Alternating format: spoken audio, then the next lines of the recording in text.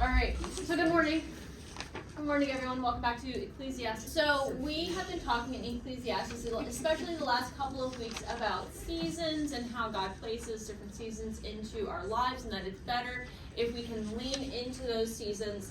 But ultimately, that even if we do our best to lean into things, that sometimes, well, circumstances are outside of our control, and yet God is still sovereign over all of it. So I'd like to share with you a little bit of a story to help illustrate that, and that's going to help launch us into today's lesson as well. So this picture of a totaled van is not the picture of Berean's van that was totaled, but it is kind of similar to the damage that was done to the van whenever I was driving one of the church vans for a youth group trip, and we were going down to whatever Bible camp we go to. From winter weekend. Yeah. So we were coming back from winter weekend, and it snowed a lot, like oodles and oodles of snow. One of those, wow, oh, we're getting more? Oh, there's more snow. So by the time we were coming home, the roads had mostly been cleared. So, the weekend was a little rough, but coming home, the roads were great.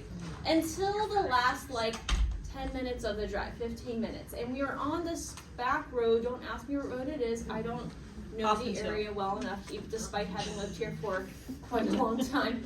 And so we're on this back road. It's 2 lanes, and they've got the sides not really well plowed. You know how that side stuff is sort of icy and slushy on the sides of the road? Well, it was fine because it wasn't that narrow. Until coming barreling toward me is this car carrying tractor trailer, and it's much wider than we are, and so it is we can't be that close to the edge of the road. So they're several feet over into our lane. Now, I don't know if you've ever tried playing chicken with a tractor trailer.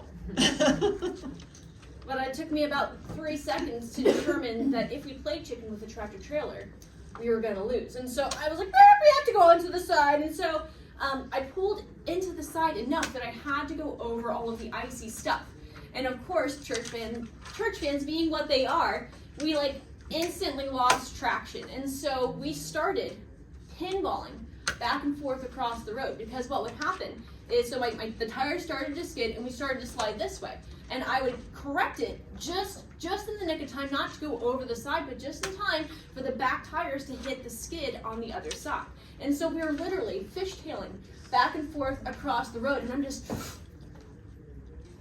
The van was completely silent. I've never heard a van of kids that quiet. Apparently there was one person who was behind me who lunged forward to try to take control of, I don't know what she was trying to do. Fortunately, there was another kid who the president mic no! So I'm everything was great up until I felt like we were just about to pull out of it until the telephone pole. And so the back end of the van bounced off of a telephone pole and ran up this way. And as we're coming this way, there's this red car.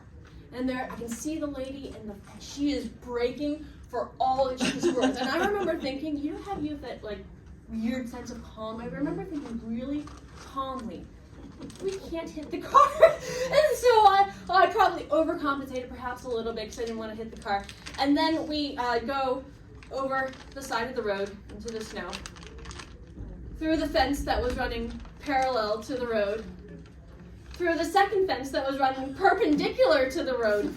And then, again, I remember this really clearly, there was the pond. And I remember thinking, again, very, very clearly, I can't run this van into the pond!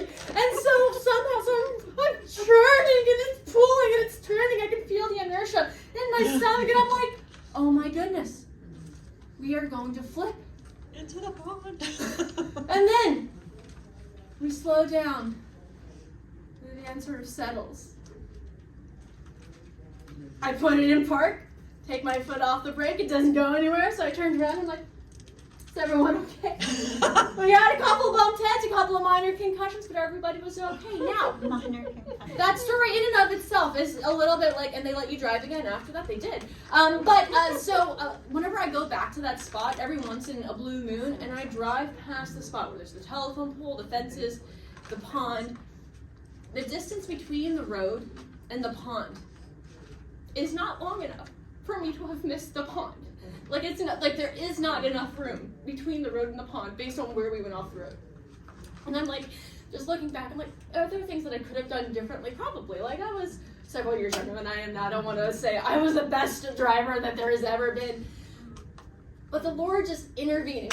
He stretched out that road, I'm telling you, because there was not room. And so last week we were talking about Kohelet's recognition of God's sovereign rule. And conventional wisdom says, hey, we should be able to seize the moment, to make our own fortune, to make something of life. But Kohelet is recognizing that God is the one who makes the difference. He's the one who creates that lasting impact.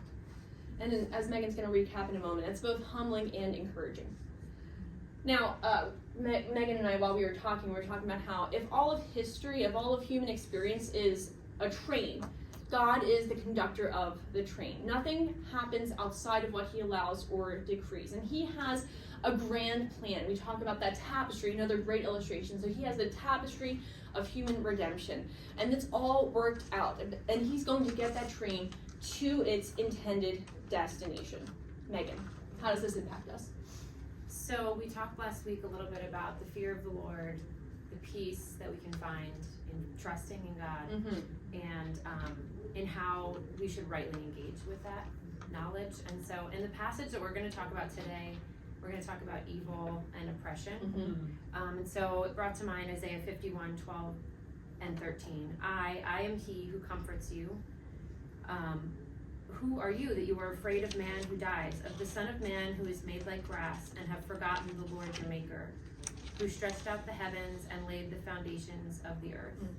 When we fear the Lord rightly, and I found this definition for reverence, which I thought was really appropriate, is this proper sense of awe, respect, and wonder that's demanded by an encounter with or meditation upon the character and activity of the living God. And so when we take time to meditate and reflect on his sovereignty and his activity in our lives and in the world, we find peace. The God who created and commands the universe holds our future, and not just ours, but all of time, the tapestry, the train. He's guiding all of it. And so evil choices, negligence, or our missteps, like when we just make an error, all of that gets woven beautifully into his tapestry. We can't derail the train. We were talking about how relieving it is, what a relief it is to know our mistakes, our sin can't derail the train. And then there's also peace in accepting the lot that we've been given, the hand that we've been dealt. And we acknowledge that there's certain things that we can change in our lives, some things we have influence over, and then other things that we can't. And this, it's this understanding which may have given way to the Serenity Prayer. Do you guys know the Serenity Prayer? It's often attributed to Reinhold Niebuhr. God grant us the serenity to accept the things we cannot change, courage to change those things we can, and wisdom to know the difference. That's the hardest part. But it gives way into the idea of engaging. How do we engage well with God's sovereign activity? God didn't have to choose to incorporate us into his plan, but he uses us and our lives and our choices to be woven into his redemptive plan for the world, establishing his kingdom. And then we talked about last week the times and seasons, and every day is a time where there's business to be done and there's busyness that we just fills our days, right? Especially as women, we're very busy, but we partake in these things and we have real choices every day. So the question we ended with was, will we rejoice in the good gifts God has given us and commit the work of our hands to him, asking him to make it a beautiful part of his plan? And so as we think back over what we've covered, especially in chapter 3, thinking about, hey, there's a time for this, there's a time for that, there's a time for every season, leaning into whatever season that God has sovereignly attributed into our lives. We asked the question, can we gain? And then we considered the eternal perspective, which both causes hope and fear, and the proper response to that eternal perspective is to enjoy life, to enjoy the lot that God has given to us. And we ended again with that conclusion that God accomplishes what we cannot. And so we're going to, as we're sliding into this next section, continue sort of tie back to the time poem. And he is now in verses 16 through 22 going to introduce this idea of a time for justice. And we're going to see in chapter 4 that the idea of justice is brought up again in the beginning of chapter 4, and then there are 2 additional themes that are handled sort of twice. And so there's a really nice chiastic structure, some parallelism going on. So we're going to dive right in, starting in chapter 3, verse 16. Moreover, I saw under the sun that in the place of justice, even there was wickedness, and in the place of righteousness, even there was wickedness. I said in my heart, God will judge the righteous and the wicked, for there is a time for every matter and for every work. I said in my heart, with regard to the children of man, that God is testing them, that they may see that they themselves are but beasts. So again, right away here we see Kohelet is making an observation. I saw under the sun. Remember, this is horizontally. What are we able to see from our limited human perspective? And what he observes is injustice, and it makes him angry. Though we desire justice here on earth, do we always experience it? No. No. Megan, you want to give the example? Yeah, so when you think about injustice and oppression and evil throughout all of time, I think a lot of us would probably think about World War II and the Nazis and the violence and wickedness that they inflicted on the world.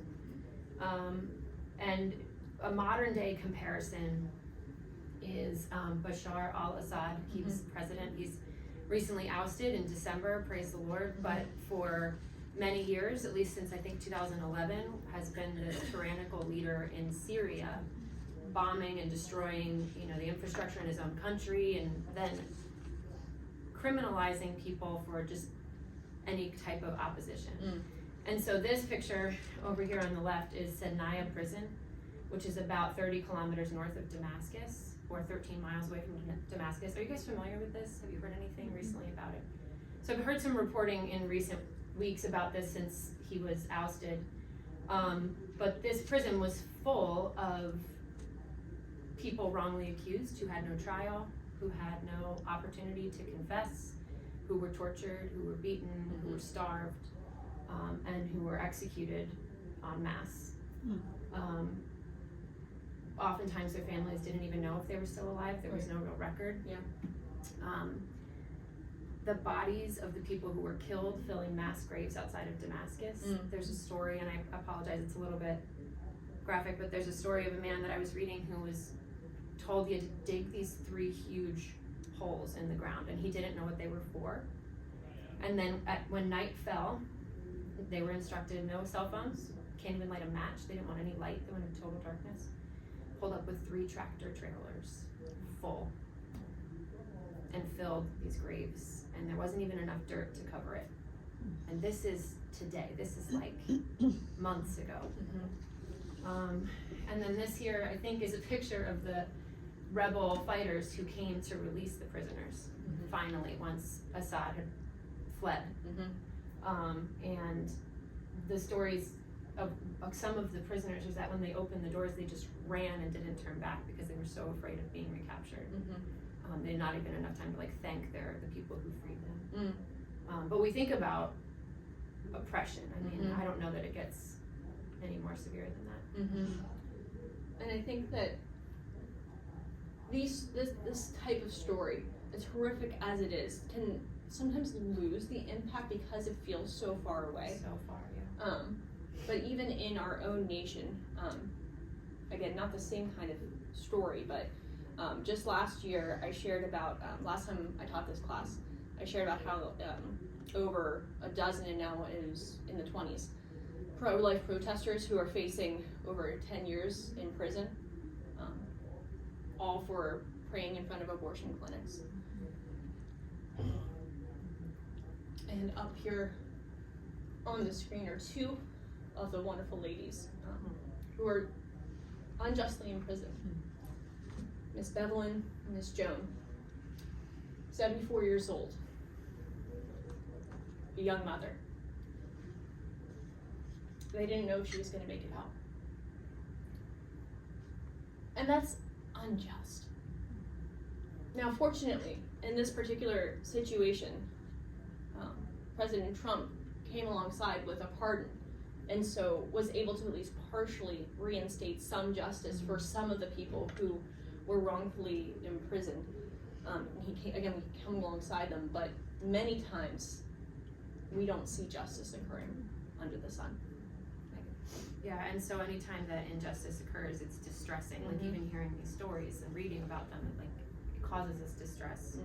And we could probably all think of a time when we or someone we loved were on the receiving end of some kind of injustice.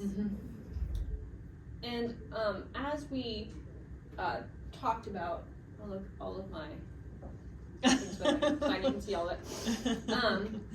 When we think about justice today, if you think about where does justice get dealt out formally, where do you think of? What sort of system do we have for giving out justice? Courts. In the courts. And in our day, we sort of separate out, okay, so we have presidential power of pardoning, and that's separate from the court system. But back when this was written, the court system was very much bound up in the power of the government and who was in control. And so, again, just briefly, as we think about who wrote Ecclesiastes, is it Solomon, or is it somebody who's writing in the persona of Solomon? I know a question that I have is, if Kohelet is Solomon and he's seeing injustice and he's deeply moved by it, then wouldn't he do something about it? Like President Trump, it was moved by the plight of the pro-life protesters, and so he pardoned them and he rescued them. And so for me, it's a question of, is this Solomon? I don't know. Now, Megan, you had brought up some interesting. Yeah, so as we were talking, devil's I'm advocate. thinking, Yeah. like, okay, but what if it is Solomon? Like, as a leader, could he really eradicate all of the injustice that's around him? Certainly there's more than he could fix. Or he could also be referring to something that had already happened in history that he was aware of, or somewhere else in the world. That was a thought that I had. And it's certainly worth considering that, okay, maybe he's thinking about either historical things or things that are so far outside his realm that he sees them but doesn't really have anything, he doesn't have any power to fix them. I think it's possible. I told him, I was like, that's possible, and I'm not sure if I'm persuaded, because it does seem to be more present day, that he's observing something present rather than historical. And if you think about the contrast between, so Megan being aware of what's happening in Sednaya prison, across the globe, and we can go around the world on our phones in a minute, and we can go everywhere. Whereas back in these days, your awareness of what's happening farther away is a lot less than, I think, it is a lot less than we have today. And so I tend to think that it's injustice that's closer to home and present, but Well, and another thing that we Yeah. thought of is that Solomon himself in 1 Kings is accused of being an oppressor. So it's just interesting. I don't know where that fits exactly, but that if he's the author, or even whoever's writing, if he's writing in the persona of Solomon, it's over here. Solomon is it's part of the context. a perpetrator to some extent. Yeah. So it's just interesting things to consider. But so, regardless of who the author is, so Kohelet looks at all of this injustice and he asks some questions. Does he say, okay, I'm going to fix this? Does he say that in this passage? Okay, I see this injustice and I'm going to fix it. No. Instead, he says, God will fix this. Megan. Okay, so as an extension of the time poem, Kohelet acknowledges that there's a time also for justice. God will eventually dispense justice. We think Kohelet is acknowledging this. But it might not be in the timing that we or he prefer. Often it isn't. And again, even though there's comfort in knowing that ultimately God will deliver justice, we can still endure the pain and frustration of not having it right now. Right. And that's going to lead us into the next section. I included verse 18, both so you can see the parallelism. I said in my heart, and I said in my heart, and then seeing sort of that these verses are tied together. Now, I will frankly admit that both the first time that I taught through Ecclesiastes and now the second time that I'm teaching through Ecclesiastes, that I came upon verses 18 through whatever the end of the weird section is, 21, and I was like, this is so weird. I'm like, we got that they are beasts. God is testing them. What in the world? What's going on here? And so to help us understand what's going on, we're going to look at the full next set of verses. Megan, will you read that next section for us? Sure. So I said in my heart with regard to the children of man, that God is testing them, that they may see that they themselves are but beasts. For what happens to the children of man and what happens to the beasts is the same. One dies, so dies the other. They all have the same breath, and man has no advantage over the beasts, for all is Hebel.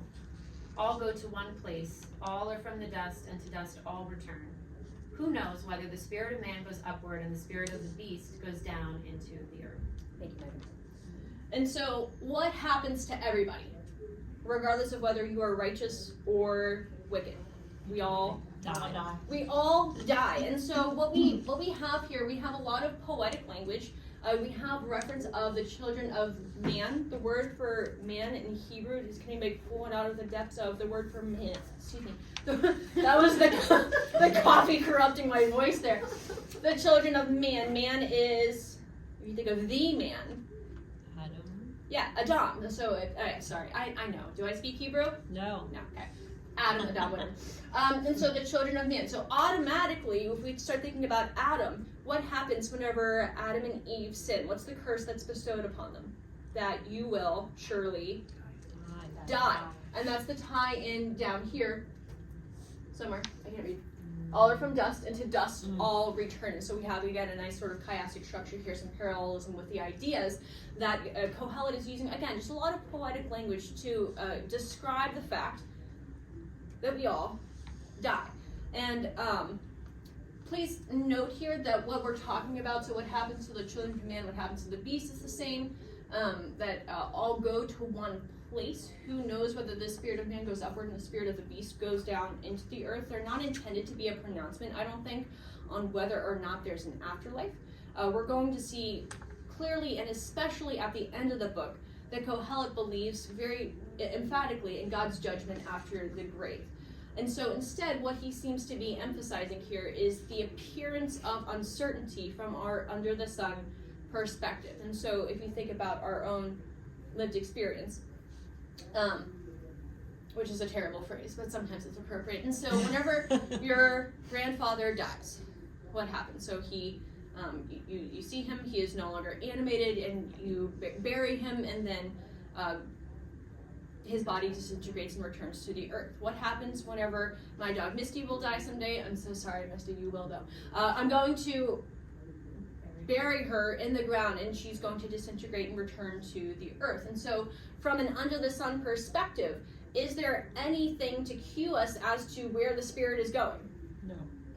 No, and I mean, I even know some people who would argue very strongly that the spirit of the beast also goes upward. So you're like, oh, I don't know, but do we know? No, we don't know. And so that's what Kohelet is trying to emphasize here, that from our limited perspective, it's not possible to see. And so just like there's somewhat of a leveling that happens between the righteous and the wicked, we all die. It's sort of similar. He's using this as a picture. Just like us and the beast, okay, we can't see. Death is the great leveler. Yeah. So these verses seem, though, to be connecting injustice with death. Mm-hmm. So beginning, we talked before verse 18, he's talking about these injustices. So what lessons do these things teach us? Mm-hmm. And we can look at the key verses, again, which I said in my heart with regard to the children of man, that God is testing them, that they may see that they themselves are but beasts. For what happens to the children of man and what happens to beasts is the same. Who knows whether the spirit of man goes upward and the spirit of beasts goes down into the earth.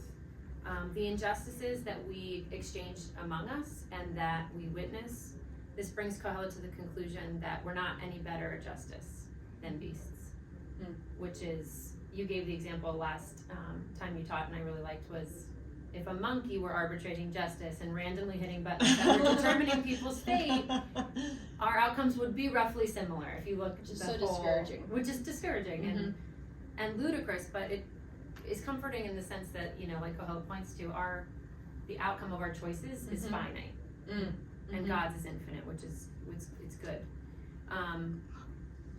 So even when people mean well, it's embarrassing. So as I was reading about Mariah, I've came upon this article about the UN. Now the representatives from the UN have gone into Syria now and have begun trying to collect the evidence against Assad and his regime. And this is an image of one of the UN representatives walking into an office. These are documents that were compiled by the citizens, by the people in Syria. And now it's their job, and they've taken on the task of sorting the evidence and trying to arbitrate justice. But I mean, like, does his face exude confidence? I need a coffee break. This is a daunting task for anyone, right? Mm-hmm. But not for God. Mm-hmm. And so the comparison, I thought that picture drew was Mhm. useful. Yeah. And so it's humbling, and tying it back in again, so we die too, just like, again, animals. And so in both situations, for both death and injustice, they act as a form of humbling. As we'll probably say multiple times throughout the lesson, they act as the great levelers, is that there's something that sort of flattens the people who think that they're all that in a bag of chips, and for those of us who know that we're not quite all there, that it levels us.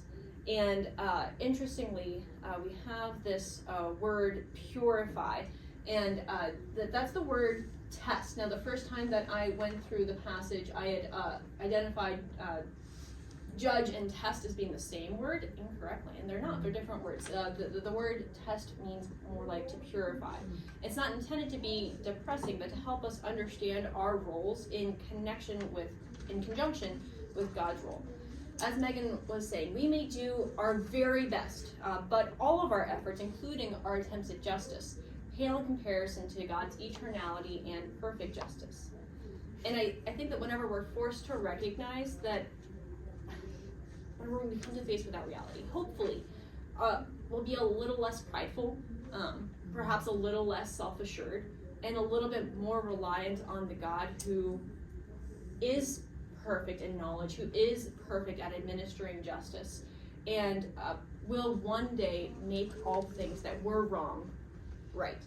And when that happens, whenever we recognize that and we rely on him, then we are purified.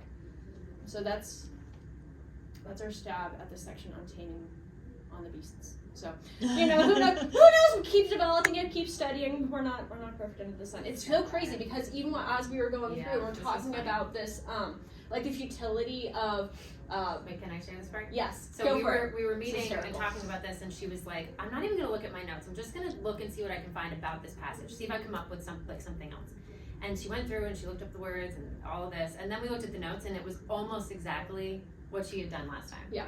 And so it just pointed to a point of like, okay, well, when we try to arbitrate justice or do right in the world, we end up often coming to the same conclusions, whether they're right or not. We're not sure. Yeah, we just sort of keep on going through the same struggle, landing at the same spot. But I think that's not bad. I think that it's good to engage in the struggle, to wrestle. Yes. So as Kohelet continues, he's going to reinforce the conclusions that he presented in 3:12. Megan. So I saw that there is nothing better than that a man should rejoice in his work, for that is his lot. Who can bring him to see what will be after him? So this we find our third enjoy life refrain. Mm-hmm. In light of the fact that we're limited and that we're fallen, it's again a reminder that we ought to trust in God. He is the one who designed and the one who arbitrates perfect justice. And we go about our work and our activities, and we are told by Kohelet, this master of wisdom, that we ought to enjoy life and enjoy the things that we do, not find drudgery in our labor. For this is our lot, our allotment, and grace. And just a brief note, that word work here, it's hard because in English we think of the word work and toil as synonyms and basically meaning the same thing. But the word work here is actually a different word that I can't pronounce because do I speak Hebrew? No. No. I actually probably could pronounce it, but it's not one that's stored in my brain, so I'm not going to try today. It's not the amal. It's not that wearisomeness of toil. It's a word that just means activity. So rejoice in the activities that you have been bestowed upon, for that is your lot. And that final line there, who can bring to see what will be after him, is just pointing to the fact that future is uncertain. In light of the uncertainty of the future, we should rejoice. So, in this next section, so Kohelet is going to examine how some of the activities, some of the work that people participate in are not good ones that should be rejoiced in. Chapter 4. everything gets easier after this. So you're like, oh my gosh, we took so much time. Yeah, but that was the hardest section. So let's go. Again, I saw all the oppressions that are done under the sun, and behold, the tears of the oppressed, and they had no one to comfort them. On the side of their oppressors there was power, and there was no one to comfort them. And I thought the dead who were already dead more fortunate than the living who are still alive. But better than both is he who has not yet been and has not yet seen the evil deeds done under the sun. Then I saw that all the toil and skill and work come from a man's envy of his neighbor. This also is Hebel and is striving after wind. Again, my photo is in the wrong spot. That's okay. So don't look at the picture for now. It'll come later. Don't look at the picture. It's coming up later. Before we go deep into this passage, I just want to note that the phrasing for I thought that the dead who are already dead more fortunate than the living who are still alive. In Hebrew, it's literally, I congratulated the dead who are already dead rather than the living who are still alive. And I don't know about you, but whenever I read that, I was kind of floored. I was like, wow, that's really strong, in your face kind of language. And so, like, what exactly is going on here? Well, so he's pointing to the redemptive work of God through oppression. And we know that God can and will redeem evil, even though we're not always the ones witnessing that redemption. Mm-hmm. And I think that this is crazy, I think especially in contrast with the enjoy life refrain that we just hit. So we have here this tension that's in place. The Kohelet is clearly, this isn't the Western model thesis. Point one, here's my evidence. Point two, here's my evidence. There's some struggle, there's some tension that's in play here. And I think that Kohelet, though, is deeply troubled, and I think appropriately troubled by evil and oppression. And this is going to be a recurring theme that we see throughout Ecclesiastes. The Kohelet is not okay with the injustice that he observes, no matter what that situation is. And I think that this particular situation is especially grievous to him because those who are oppressed are alone. There's no one to help them. Yeah, and there seems to be, as I was reading it again, Mariah, you can correct me if I'm wrong here, there seems to be like this theme of loneliness also that comes through. Like when we're alone, the oppression that we suffer is that much more intense and grievous. When we consider places again like Sednaya, we're deeply troubled, or we ought to be deeply troubled because God has made us to bear one another's burdens. The Serenity Prayer, Niebuhr, who is attributed to have written it, his daughter wrote about it and said he wrote this during wartime, World War II. It also addresses the inconsolable pain, loss, and guilt that war inflicts on the communities that wage it. And it goes to the heart of the possibilities for peace. That Serenity Prayer. And so Kohelet sees people who are suffering. We talked about in the very beginning that we think he's writing it to a group of people who are suffering. We don't know exactly how they're suffering, but he says it's better to be dead than to live in misery. And I mean, that's like it's an extreme thing to say. And so our reaction, I think he wants us to sit up and pay attention. So maybe he's using hyperbole, he's exaggerating for the sake of making a point. But he's grasping at some sentiments that we may not have all experienced in our society in our lifetime. Right. And then you have this quote from the Navigators that I liked. Evil is as tyrannous as death itself and even more tragic. The impermanence of life is sad enough, but its wrongs can be unbearable. And now, as we think about what causes all of these evil deeds, so if you look at the screen, you'll notice that the word then in verse 4 is crossed out, and that's because it's not there in Hebrew. And if you take away the then, I do think that the relationship between the verses is a little bit stronger and a little bit clearer. It seems less to be going off in a different direction. And so we can see that oppression flows from an evil heart, right? But Kohelet even sort of expands out and he says, hey, even activities that aren't straight up oppression, so notice he uses the words toil and skill. And skill is especially it's not a bad word. So all skill and labor, it's a good thing, can be tainted by a corrupt envy of what other people have. In small group, we're doing a lesson on James 3, and James warns against the demonic wisdom that is driven by that selfish ambition and that bitter envy. you might be able to achieve worldly success, but while you're doing it, you'll burn everything around you down to the ground. Okay, and hence this photo. Does anybody know who these people are? Yes. Tanya Harding. Tanya Harding. Nancy Kerrigan. This infamous event in the sports world, at least. So 1994. I'm a child of the 90s, so this sprinkled me on Nancy Kerrigan. Yeah. Anyway, but this is, Tanya Harding became infamous leading up to the 1994 Winter Olympics. She and Nancy Kerrigan were competitors, U.S. competitors, and their rivalry moved beyond trying to outcompete one another on the skating rink, and it moved into violence. Nancy got jumped, and some guy took a baton to her kneecap. And she wasn't able to compete, I guess, in the championships, but she did actually move on to compete in the Olympics and then won silver. So, Tanya Harding, on the other hand, she and her entourage were found guilty of this attack, and she was banned from skating for the rest of her life. An example, maybe, of the skill they were trying to accomplish turning sour. Yep. Kohelet concludes, not only will this puff away with the breeze, it's empty and frustrating and foul. Yep, lots of meanings of Hebel all wrapped up in there. Now, in spite of this, Kohelet does say, I have some counsel to offer, don't give up on work. So verse 5, the fool folds his hands and eats his own flesh.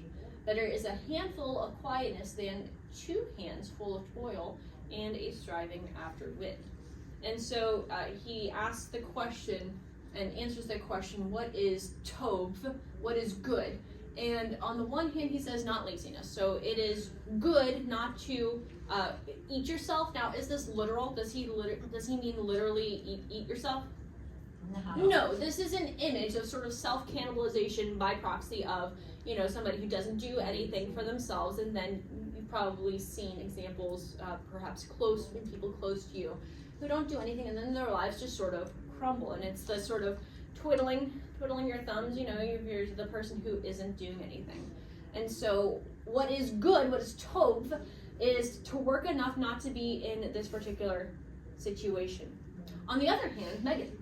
What's also, workaholism is also not good. And so he's saying better is a handful of quietness than 2 hands full of toil. So we came to the conclusion that both extremes can be easy to fall into, but pursuing success, that's the only thing that you're pursuing, then everything else sort of crumbles also.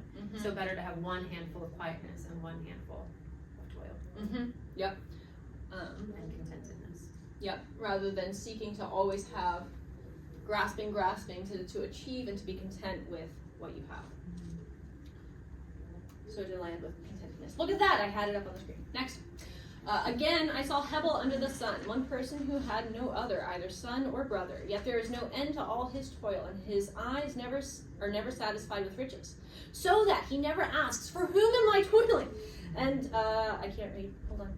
And depriving myself of pleasure. This also is Hebel and an unhappy business. Now, Megan, this is kind of interesting because what did we just talk about in chapter 2? Yeah, do you guys remember this? Where he's like, I don't want to work and be wise and amass all these things just to hand them over to someone who's going to be foolish. Like, give it to this person, whoever that may be, maybe his child. And he's like angry about that, didn't want to do that, but now he's saying it's also rotten to not have someone to give it to work all this time to amass wealth and wisdom and not have anyone to give it to. Right. So he's just never happy. He's never happy. He's never happy. What's the point? Yes, there's no one to gain, and he's not taking pleasure himself. And he concludes that this is a quote, unhappy business. And the word unhappy is better translated evil, I think. And then the word business is our word inyan, which is that wearisomeness of the business. It's sort of that you're just sort of the rat race of running around trying to keep yourself busy. And again, Kohelet concludes this is a bad way to handle toil and resulting wealth. And again, as Megan pointed out, Kohelet is starting to sort of introduce some tensions, introducing some different elements. And some of that certainly is, I think that he's assuming that persona of Solomon, and so he's presenting some conclusions that he wants us to question, and some of it is going to be especially some of the wisdom that is a little bit more conventional. He's going to present some wisdom that you're like, that's true. And then he's going to say, but, and yet. And so he wants us, again, to lean into the tension of what he's saying, to wrestle a little bit with what he's saying. However, again, we would definitely conclude that this is evil business. On to the next set of verses. Megan, will you read these verses? Yes, and so he points to what is better often as well throughout, so we pay attention to that. But two are better than one because they have a good reward for their toil. For if they fall, one will lift up his fellow, but woe to him who is alone when he falls, and has not another to lift him up. Again, if two lie down together, they keep warm, but how can one keep warm alone? And though a man might prevail against one who is alone, two will withstand him. A threefold cord is not quickly broken. Now, I will confess, I did use these verses for my wedding, and so it's easy to sort of put these inside a box and say, oh, well, this is a wedding passage, but it's not just related to marriage. In fact, it's good to have a moving buddy. It's good to have companionship throughout life. Yeah, so it points to companionship of any sort.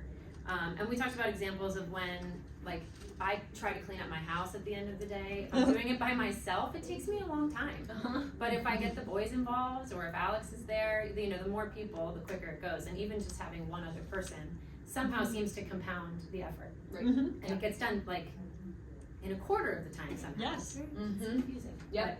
Yeah, definitely. Great. And interestingly, so the word, so Kohelet says, but woe to him who is alone. And sometimes, and especially in our individualistic society, we think, oh, well, it's fine. If you're sort of off by yourself, like, it's no big deal. But he says, whoa, and like, this is a bad thing. This is like, oh my gosh, you are royally screwed if you don't have people to help you out. I have briefly, I will share it in brief, a story of whenever I was in Colorado and I was adventuring and I decided I'm going to climb a 14er, which was So happy you are. This is me at the top of 14er number 1. Now, right after I took this photo, I did a little video of myself saying, I wonder if I should try a second 14er that is connected to this. Now, I had researched this beforehand. But I was like, well, depending on how I feel, I'm going to sit down and eat a granola bar. Well, I decided, you know what, I'm going to take a picture. That is where I would be heading is not actually this way, which looks pretty easy, relatively speaking, but it's that way. And so I did, in fact, attempt the full loop, which starts, so you start all the way down here, you come up, this is the top-ish of mountain number 1, and then you get to cross Sawtooth Ridge. Yes, Sawtooth Ridge. And then come all the way up here to Mount Evans. And then, I know, the goal is then to triangulate and get back to the start so you don't have to retraverse all of this terrain. Now, But you're by yourself, right? Yes, by myself. Okay. Just wanted to clarify. Just to clarify, yeah. I successfully made it all the way up to Mount Evans and, made some friends along the way. It was great. And then by the time I got to Mount Evans, I looked across the landscape. And first of all, I saw that there was a storm in the distance rolling in, and if you've ever been out west, you know the storms roll in like that. And my second observation was that I did not understand the path to get back over here. And so I was like, I understood this really clearly before I left, and now I'm really confused. And I don't think I have enough time to retraverse that path. And so what did I do? I introduced myself to one of the lovely couples that I had met on the trail, and I was like, hello, would you be willing to give me a ride back to my car? And so I hitchhiked, first and only ever time in my life, and I successfully got them to drive me an hour back to my car. Bless them, bless them, bless them. But so you are in big trouble if you're alone. Right, you found companionship of some sort there. I did. I got rescued. This goes back to the first section. Part of what was so awful, again, about the oppressed is that they are alone. One of the quotes that I also found was from a prisoner in Sinai that said the hardest thing about life in prison was the cold. Even the wall was cold. He says, I became a breathing corpse. And he was alone. Devastating. Devastating. Again, if two lie together, they keep warm, but how can keep warm alone? Well, you can't. It's impossible. I don't know how I survived the first however many years I've been alive before getting married. I lived with the heaters in my room. That's how I did, because now I just steal my husband's warmth.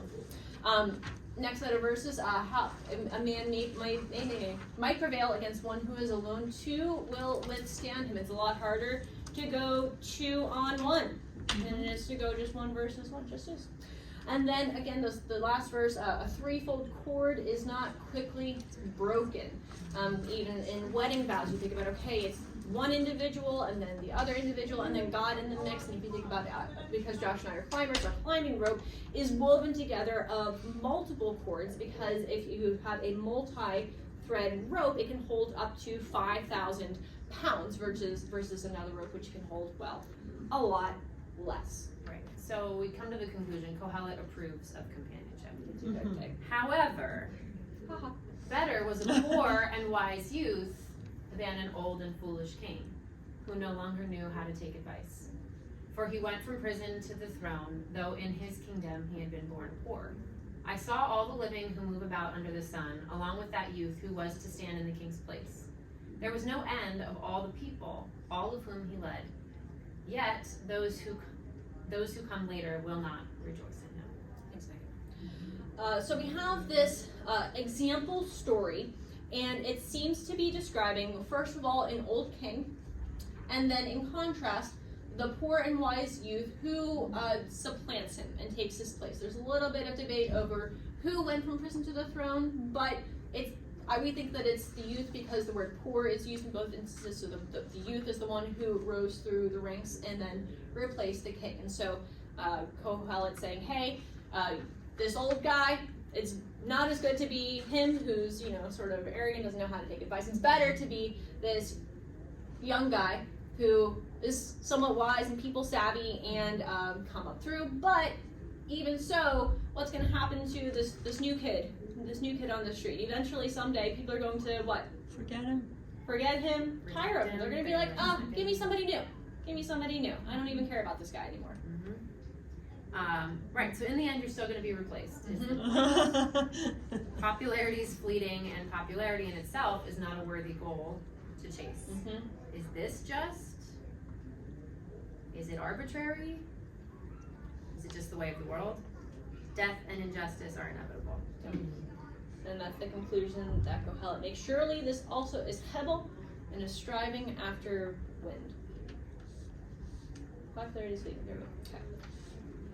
Okay. 3-4 recap. And so we have seen, and this is again laying out the sort of the parallelism that we see in these verses. So we have a time for justice, and at the same time we see that there's a sort of depressing view of oppression. And we see, again, contrasted, there's a better view of work and a Hebel view of work, better view of companionship, what is Tov, and then the sort of the perspective of, but also it is fleeting and it doesn't last. And so sort of looking back over all of these things, this entire section, Kohelet seems to conclude it's all short-lived and insubstantial. Right. And so under the sun, we talked about the unfairness of injustice, good and bad attitudes about work, the benefits of friendship, and the folly of popularity. So what does the wise man do? Well, he finds what is Tov. Now we hike your own hike. Chapters, the last section that we just did, if you so desire, you can do the checkpoint on page 46. Looking ahead through next week, it's a short passage of verses, but lots to go through. So it's pages 47 through 48 for the map it out. Hit the trail questions, pages 49 through 52. Thank you guys again so much for joining us.